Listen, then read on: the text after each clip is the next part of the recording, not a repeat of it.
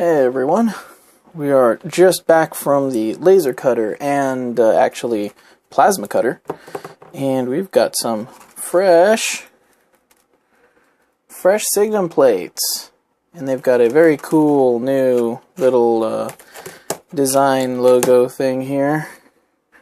Let's see if you can see that. Yeah, really not that much, but it says Fletcher.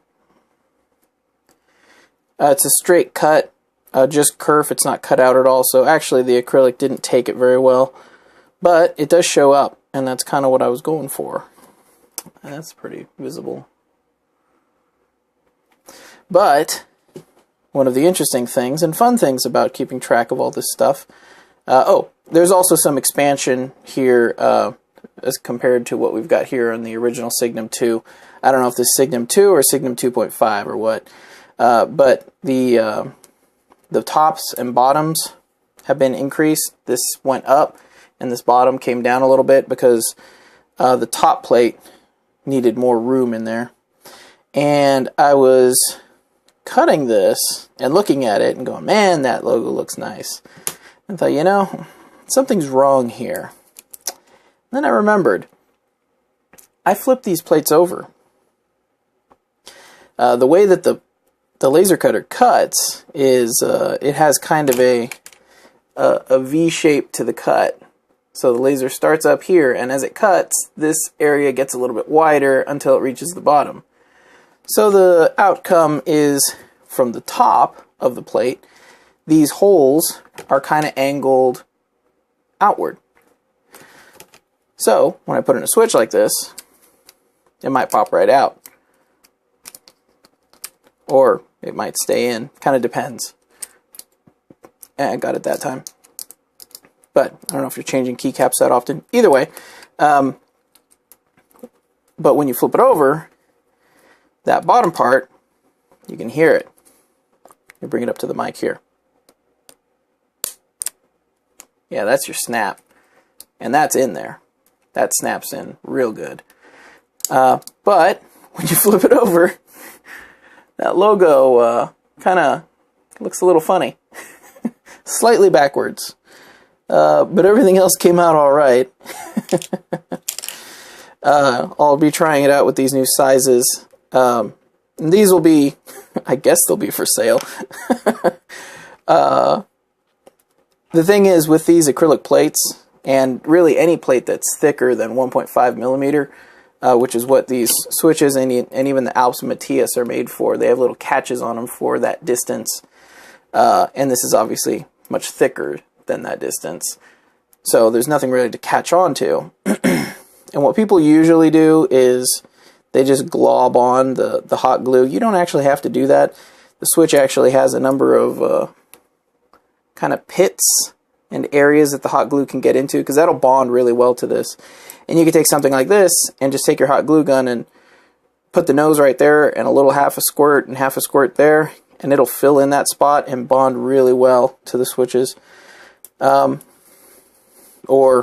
if you want a plate that actually locks, you can flip it over and enjoy my backwards name. Man, that's a good lock. That took a lot of effort, by the way. A lot of time and tweaking, getting the settings exactly right. Because this acrylic, oh man.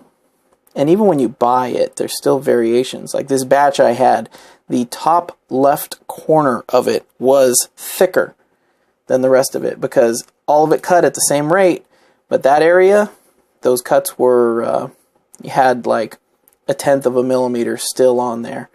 So they didn't make it all the way through. That's part of how I get this lip on the edge here, so that these acrylic plates actually lock on the bottom side. It's because it cuts through and it just barely makes it to the end. Barely makes it to the bottom. So you wind up with a pretty solid edge to bite into for the switch to hold on to.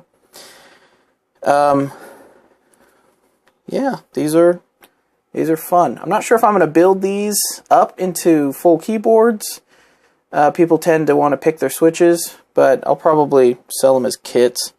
I don't know, with their backwards Fletcher or the hot glue caveat. Either way, sure do look nice. I also had a chance to meet with a metal shop. These are all the basses. The bass. No treble. And he took a quick shot. He's like, hey, why don't we try one real quick right now? And it was a little too quick, but this is what we had. And you can see we lost a lot in there. And he said it wasn't even set up for the right electrode, because it was not really a fine electrode. We've got like a sawtooth up here. But this was kind of to test whether or not his machine would be able to do something like this. So he said he was having some issues with it. He didn't charge me much for this. It was like $10. But it is a neat thing. He also, and this is your important note about kerf, he compensated for the kerf. And the file that I had sent him was set for like a 0.8 tool width kerf. 0.8 millimeter tool width kerf. Anyways, it was set up to compensate for the tool thickness. There's more about kerf in that other video. But he like double compensated for it. So the switch holes are way too small. Well, not way too small. They're like 0.5 millimeter too small on every side. But it sure looks neat. He said he was going to load it up with another electrode, a finer electrode, and I'm going to get him a file that actually is the right file that he will need, with 0 kerf on it, and see what we can turn out for round 2. That still looks pretty cool. I might paint it to keep it from rusting and hang it on the wall up here, the trophy wall. There's a lot of old stuff up there. But just wanted to catch you up on that real quick. Updates on these guys. The kits that are out right now, people are actually enjoying them. It always feels weird when someone buys something from me, some of my crazy ideas, and actually enjoys it and uses it. And there's actually at least one person out there that's using my actual layout, my insane layout. Oh. It's kind of a plain journal, but I couldn't help but do that to it. Fun day at the laser cutter. Fun day working with stuff. Fun day cutting metal even. It's been a while. That's good stuff. Plus it's local Kentucky, so that's bonus points, I guess. Well, that's it. I just wanted to catch you up on that. See the new cool stuff and the importance of planning things out for your backwards name and your double kerfed switch holes that won't fit any switches ever. But I do have another design that might be a good option for.